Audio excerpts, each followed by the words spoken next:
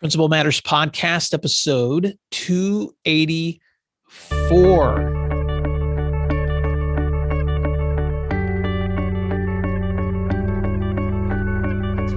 That's awesome. Yeah. Hi, friends. This is Will Parker, host of Principal Matters, the School Leaders Podcast, where each week we bring you inspiring, innovative, and imaginative ideas for your own school leadership. This week, we're talking about triumph over tragedy with my special guest, Timothy Alexander, who is actually with me in person, not just through some call through our computers. We are sitting in the room together. Timothy Alexander is a best-selling writer, award-winning speaker, a life coach who thrives at the intersection of character development, counseling, and mentorship. After a life-changing car accident in 2006 that left him paralyzed from the neck down, Timothy has embodied a never give up spirit that inspires educators to do the impossible in their schools and lives. Currently, he serves as the character coach for UAB football and women's basketball. He travels across the country sharing his story of resilience in an effort to motivate and inspire student athletes and educators to live their lives to the fullest. You can find out more about him when we share his contact information here in a little while, because he's also connected with our dear friends at Growing Leaders. But Timothy Alexander, welcome to Principal Matters Podcast. Feel free to fill in the gap on that intro. And I always like to ask my guests to tell something that listeners may be surprised to know about you. Yep. Well, thank you so much for having me. 284 episode.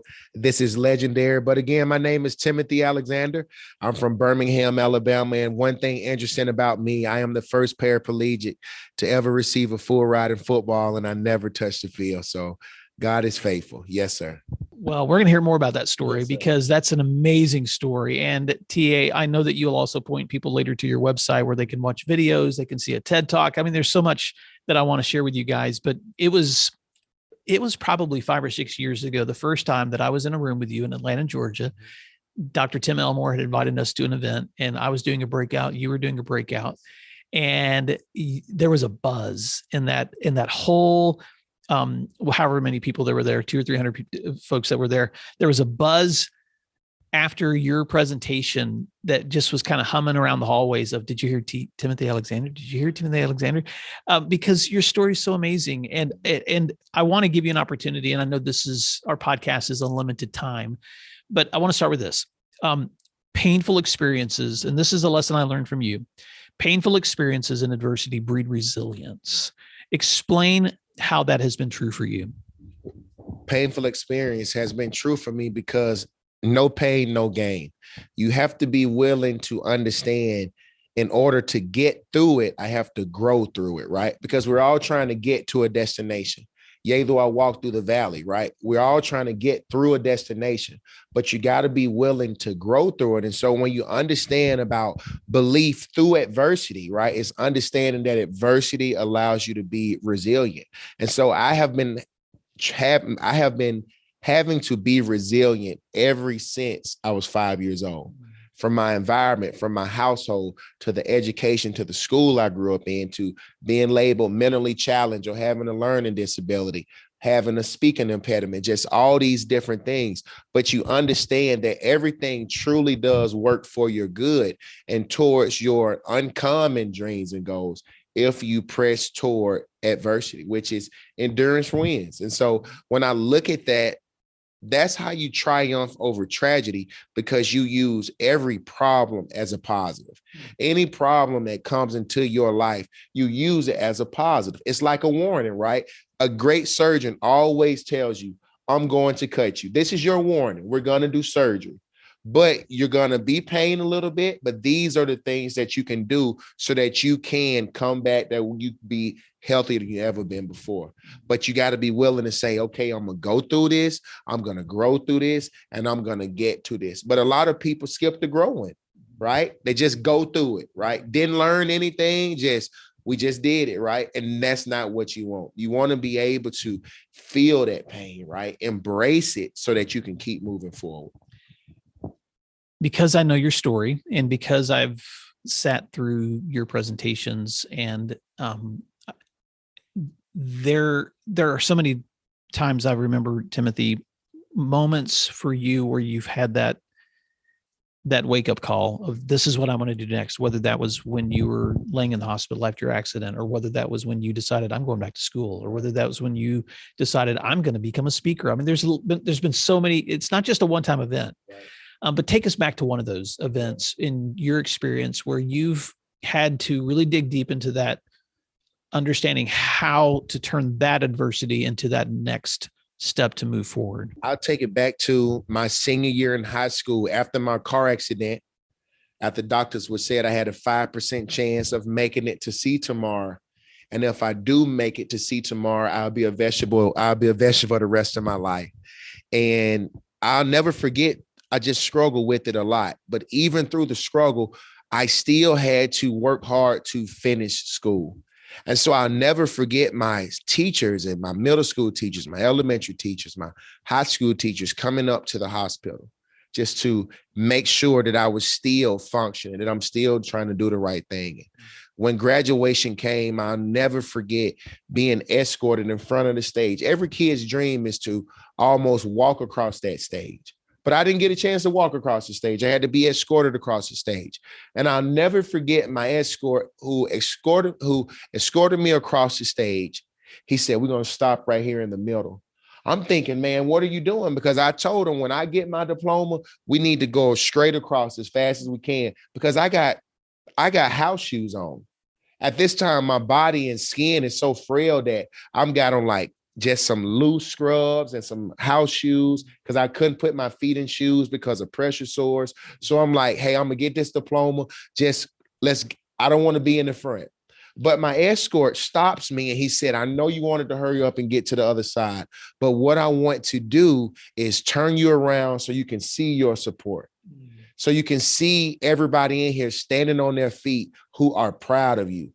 And so when he turned me around, it was so exciting to just really see the entire Coliseum up on their feet saying, wow, man, you did it. And so it was in that moment that I said to myself, it was like something you see on a movie, but I said to myself, this will not be my last achievement.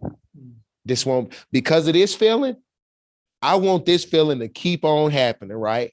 Because support is the most important thing a person can have, but it gets no glory. But when you find someone that truly supports you with or without the glory, that say, I'm with you wherever you go, you're like, man, I'm going to go out there and do some things, because if nobody else is with me, I know my support team, my true support is with me. And that allows you to go farther and do more.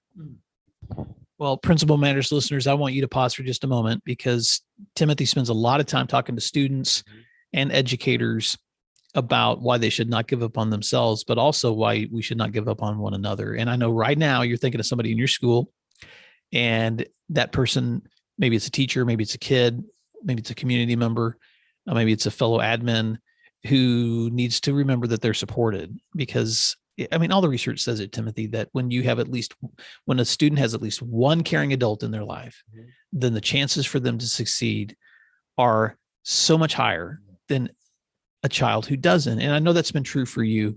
And so before I ask my next question, anything you want to respond to that? I'm just truly thankful for the support, but this is when I say support is the most important thing, but it gets no glory. It's because sometimes you can't even name all the people that supports you. You see this amazing person doing this amazing things. They may say, hey, I thank my coach, but it's not just the coach, right? It's so many people that support goes to that sometimes they may never see it. They may never hear it. They may never know it. But when they see you do something, you understand, hey, they may not know it, but I know it, right? I know why I do what I do and what I want to do because of support, because maybe a dean said you can't make it, but my occupational therapist, who the dean will probably never meet, you can go out there and do it. It's going to be a challenge, but you can do it. That little bit of push is what pushed me and what continues to pushes me. Yeah. That's such a great reminder. And so I just want to say again to listeners right now, whatever that thing is that sometimes you question whether I can do this, you're probably where you are because you can. And so if you haven't heard it from anybody else, you've just heard it from TA and from me today too. Well, Timothy, you're a leader of leaders. And so your story is so inspiring, but it's also inspiring, not just because of all of the personal challenges that you've overcome, but because you've transformed those challenges into opportunities to inspire other people. And so your work now has been with teams and with athletes and now with schools. But I know in your full-time work, you're working consistently in the college setting, helping develop athletes, helping develop character. And we've had this conversation off the air, but I want to bring it into this conversation for Principal Matters listeners, because I thought this is so valuable. Because as you have developed leaders, you rely on 3 essential questions. What are they? And why do you believe each of those are so important in the way you develop leaders? So my 3 essential questions that I lean on that allows me to help develop leaders and student athletes all around the world. Number 1 is, who are you, right? Who are you? Number 2 is, why are you here? And number 3 is, what's your why? Who do you do what you do for, right? Who do you do it for?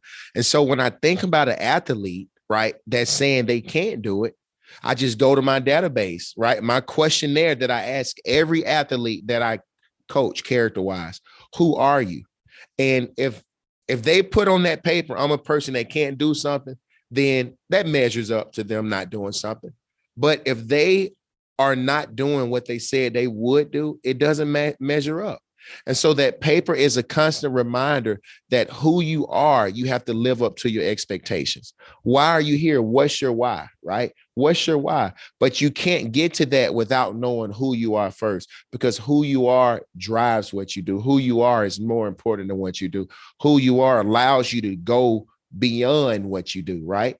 And so the last one is who do you do what you do for? And so if an athlete or a student is struggling coming to school, you're like, man, you said you're going to come to school for your mom. Are you going to not go to class? How are you doing that for your mom? Right? You said you want to earn the education for your family. You won't study. You're skipping class. How are you doing this for your family? You said you were going to do this for your family. And so whenever you're not doing what you said you were going to do, that's a problem. But that's a great problem to have, because now I can really hold you accountable so you can be the best version of yourself. And so Bill Parcells said, the only way to maximize the full potential. And when you think about potential, potential is not what we've already done. Potential is what you're capable of doing. Once you've done something, you don't have potential to do it again. You have potential to go farther and do more, right? So now he says the only way to maximize the full potential out of any human being is to apply pressure. Pressure and responsibility, pressure in being trustworthy, pressure in your word is everything, right? And so you pressure these student athletes, but you also let them know pressure is a privilege. But they have to make up in their mind, not their body, not on the outside. All athletes, people around the world, we focus on so much what's below the neck that we forget our mind. It's all about what we look like. What do our clothes look like? But no one's asking, what are you thinking about? How are you dressing up your mind? Right. And so if your mind is off, everything else is off. And so I challenge these athletes to apply pressure on your mind, because you can do it. You're here to do it. You're just not doing it yet. Wow. Okay. So let's stay there for just a moment, because one of the things that you'll learn about me is I always like to apply this back to someone who's listening to us right now. Mm-hmm. And so many of the folks listening to us are going to be aspiring leaders or practicing principals or directors of programs, folks that are often leading other leaders too. And so Principal Matters listeners, I want to repeat those 3 questions to you, because this would be a fantastic professional development to do with your staff, whether that's a summer retreat or that's an opportunity where you have to sit down and ask, how would you respond to those 3 questions? Who are you? How do you define who you are? Why are you here? What's the purpose that drives you being a part of this organization or this school? And who do you do it for? Right. Why are you showing up? And all 3 of those answers can come out in different ways for different people. Right. But when you understand that yourself, right, that's a driving force. Right. But when you understand about the people who you work with, then you have a whole nother context for applying that pressure, because the pressure comes in the right place. We can apply pressures in ways that don't motivate people, especially when we're pressing them in places that don't match those three. But when you're applying pressure to those areas that matter to them, then you're moving forward. It's like putting gas down on a car to accelerate it. Well, if you're trying to push a pedal on something that doesn't have a motor, it's not moving. so TA, I love that. And so last night when you and I were talking about this off the air, I was like, those are 3 questions I'm going to keep. And so thank you so much for that treasure. So next question, because I'm just going to keep going as long as you have an opportunity for me to share you with the world. As you have grown in your own influence, and this is a question that I want to talk about in your own personal development, because I know so many leaders listening to this right now are resonating with what we're talking about. But I want to bring this inside for a moment, because as you have grown in your own influence with helping others, how do you stay centered so that you can still serve with integrity? Well, you asked me a very honest question, and I'm faith driven. And I am a follower, right? I'm a follower of Christ, and I keep that at the center, and understanding that biblical principles are truth, right? And so I live by practicing what I preach, at least trying to. I'm not perfect, but I strive for perfection, right? And one thing that allows me to be centered is I always take ownership of my mistakes and my wrongs. And I don't wait 24 hours to do it. So I may get hot. I may get upset that someone has handicapped me or said something to me that I know they would not say to anyone else. And I may respond. But if I so happen to walk away before I apologize, right, for even my impulsiveness, and my heart says, you were wrong, I'm going to turn around and I'm going to take ownership.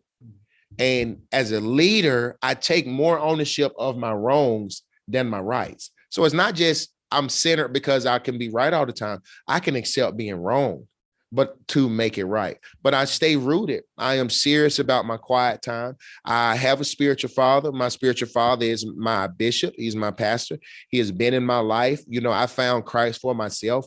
I started going to this church on my own. My mom didn't send me. Nobody sent me.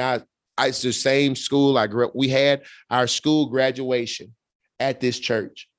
And I heard the pastor give our graduation speech. And I said, I can listen to him. I didn't come in with a religious heart. I came in relation heart. And what I heard just changed my life. That's it. I'm not a religious guy. I'm a relationship guy. So everybody asks me, and everybody always asks me, what book are you reading? And honestly, Will, I say the Bible. Because there's so many stories and principles and laws. And when you think about judges and lawyers today, they use a lot of scripture in the courtroom, right? It's principle, it's laws. But I'm centered, number one, by my faith, but number two, with love in everything I do. I love to speak because I remember when I couldn't speak. I love to lead because I remember when I couldn't lead. I love to be honest because I remember when I was not honest with myself. And so I'm honest with myself. I love myself. I can lead myself. I can talk to myself. I can help myself figure it out. If I'm having a negative thought, I can dig deep in my head and give myself 7 more positive thoughts. I apply all my research that I learned. And so I stay centered by doing the constant things that most people are not doing. I used to be depressed. I used to be suicidal. So it's so hard for me to not think about what if I never walk again? When weather and snow and things come, it's so hard for me not to think about how will I get around? And so when I have to always think how, but then figure it out right then. But if at any moment I'm having a down day, I know how to get it out, and allow myself to get it out. So when people say, hey man, who's going to listen if I'm complaining? I'm like, I'm going to listen, complain. If you want to complain, go ahead and complain. But as soon as you have filed your last complaint, I'm going to say, now what? Right? That's what I call a wall moment. So I'm able to be centered and be honest because I'm honest and open with myself. I got to be honest, and I live by my truth, and truth sets you free. And so I'm free because I can live by my truth. I got in a lot of trouble with my mom for not being honest when she know the truth. Right. And so that just applied to now. So I am an open person. I am a vulnerable person. I am a passionate person, but I can give it and I can take it. But my job that I believe that allows me to be centered is because I take people, I allow to help take people where they are and help transform them to where they want to be. But that's just understanding that, hey, we don't need it to be easy. We just need it to be possible. And that's how I stay centered. There is a way, and wherever all the way is, that's where I'm going. We don't need it to be easy. We just need it to be possible.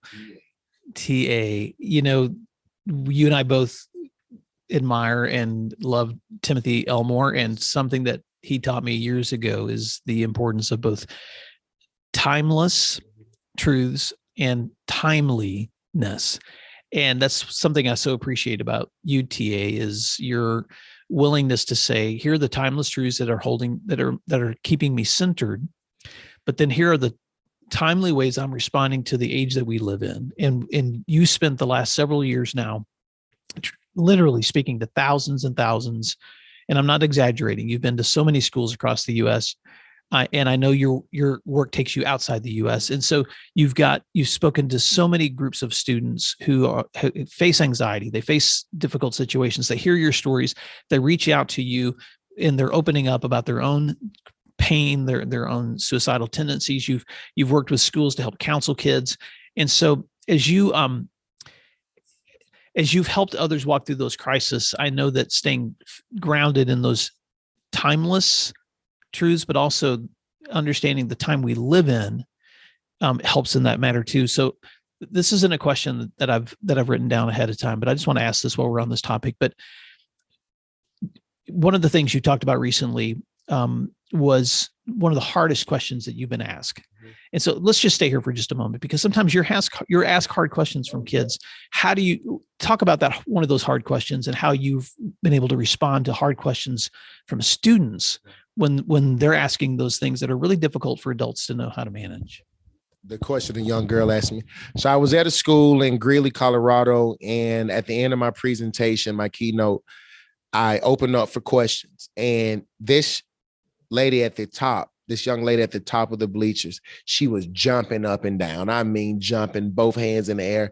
And I said, girl, you must really got a great question. Go ahead. I'm ready to answer it. And she said, I'm going through a sex change right now. I'm going through the transition. Everybody in here makes fun of me. Everybody in here bust out laughing. She said, because everyone knows that I'm going through this change. I'm transitioning. And what advice would you give me? And I took a pause like I did right now, because that's a very deep question.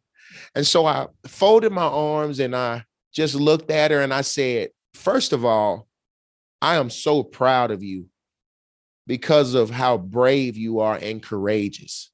You've asked this question in front of thousands of your classmates. And classmates, I want to let you all know nothing is funny about that question, because you don't know what she's dealing with. But I want you to know that she is one of the strongest in the school. And so I said, when it goes back to helping you transition from where you are to where you feel you need to be, I want to let you know I support you.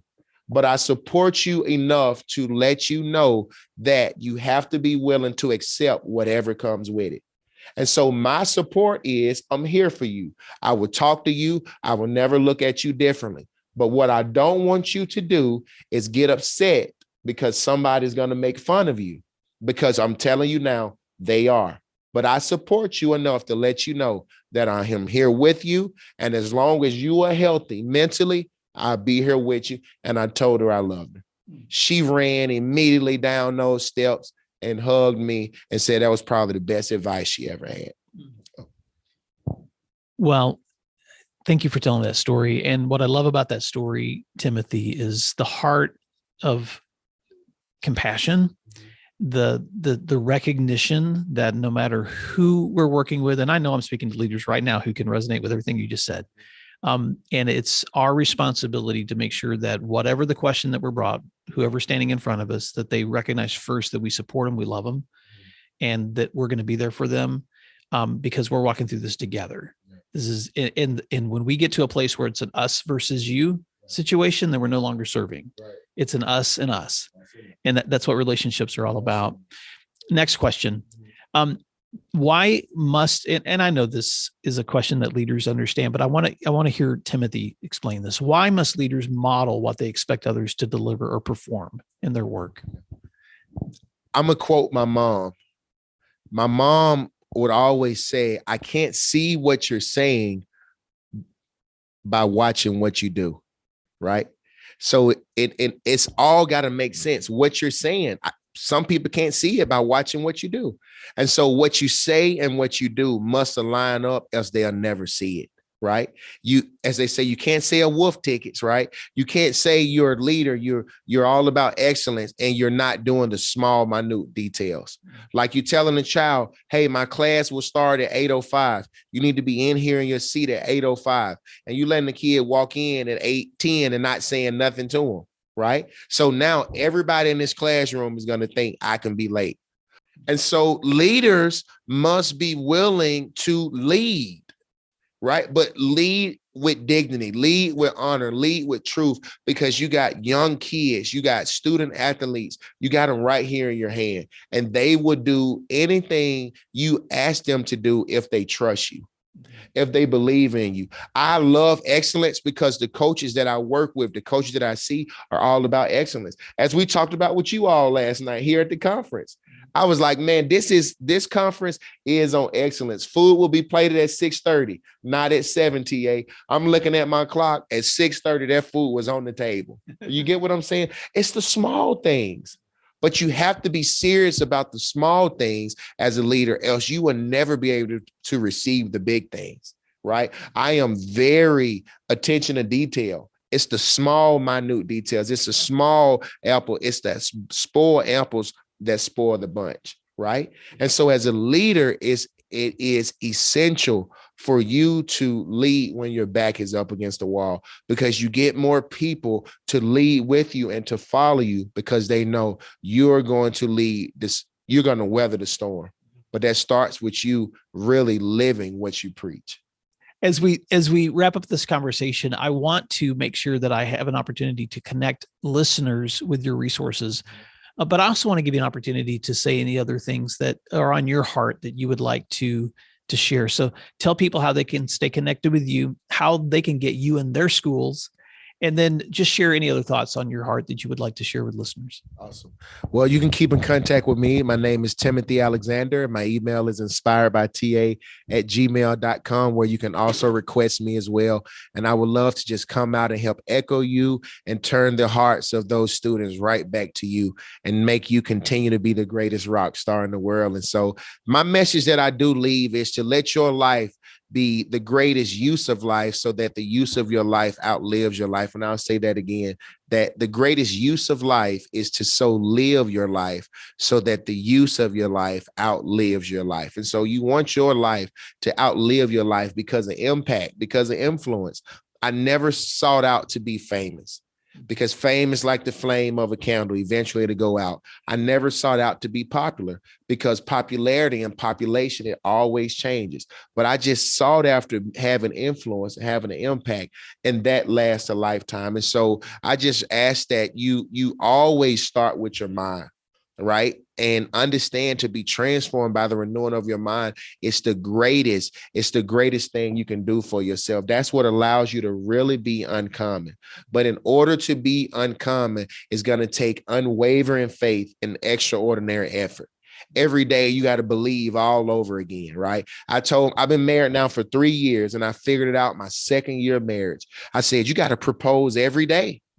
You got to propose. Both of y'all got to propose every day. Say yes every day, because it is constant work. And that's what we do for others. We got to say, yes, we can do it every day. We got to believe every day. It's going to take unwavering faith and extraordinary effort every single day, because just as coaches, a coach may have so many plays called on that game plan, but we don't know which one is going to get us on the scoreboard, but we're hoping any one of them can work, right? And so you never know. You never know which kid is going to be that one.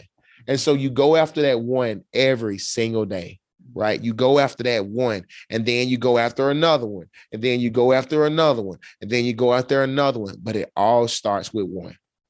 Yes, sir.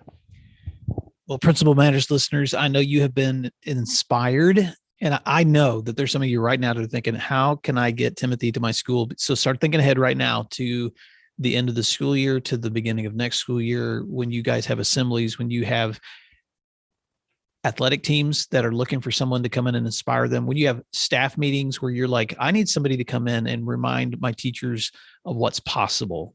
And so, TA, one more time, how do people stay connected with you so that right now, whether someone's pulling over off the side of the road or they're pausing to write down this address in their email, how can they stay connected with you? Because I know you're going to have folks reaching out. If you can, inspiredbyta.com. My email is on there. They can request me at inspiredbyta.com. And if you have a great memory, inspiredbyta@gmail.com. Well, Timothy Alexander, thank you for doing what matters. And thank you, Principal Matters listeners, for serving your school communities this week, because what you do matters. And we'll talk to you next week.